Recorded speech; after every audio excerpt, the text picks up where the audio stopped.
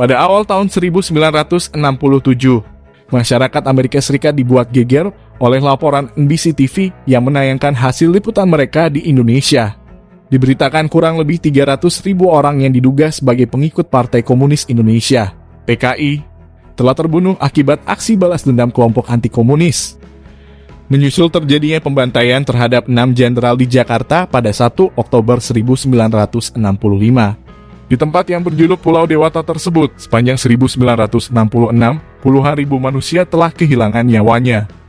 Proses pembantaian massal terhadap mereka berlangsung secara sadis dan dingin. Sebagian korban bahkan terkesan pasrah dengan nasibnya sendiri.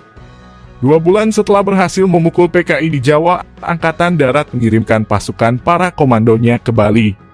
Pasukan Resimen Para Komando Angkatan Darat, RPKAD, mendarat di Tanah Bali pada 7 Desember 1965. Sebagai pimpinannya adalah seorang perwira menengah bernama Mayor Infantri Jasmine. Awal Desember 1965, pembunuhan dimulai di Pulau Bali. Sekitar 80.000 orang dari total populasi yang lebih dari 1 juta orang dibunuh dalam waktu sekitar 3 bulan. Aksi pertama yang dilakukan secara terbuka terjadi pada 16 Desember 1965. Seorang tokoh sentral daerah besar PKI Bali bernama Ike Depogar diambil dari rumahnya lalu diseret ke tengah kota dengan tangan terikat oleh para prajurit RPKAD dan massa binaan tentara. Tak ada satupun dari ratusan manusia yang menyaksikan kejadian itu berani mencegah ketika tubuh Poger yang gempal ditusuk-tusuk dengan sebilah pisau komando hingga ususnya terburai.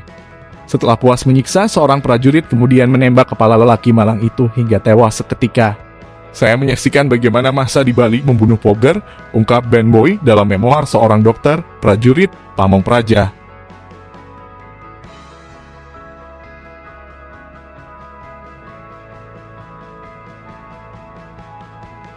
Di tempat lain, Boy juga menyaksikan aksi kekejaman yang dilakukan massa dan tentara. Mereka menyiksa tanpa belas kasihan bahkan sampai ada orang komunis yang dibakar hidup-hidup. Pembantaian di Bali memunculkan berbagai reaksi keras dari para aktivis pro-Orde Baru sendiri. Salah satu yang mengecam habis perilaku barbar itu adalah Suhopgi, aktivis mahasiswa anti-Soekarno dan salah satu sekutu Angkatan Darat. Menjuluki peristiwa di Bali sebagai suatu penyembelihan besar-besaran yang mungkin tiada teranya dalam zaman modern ini.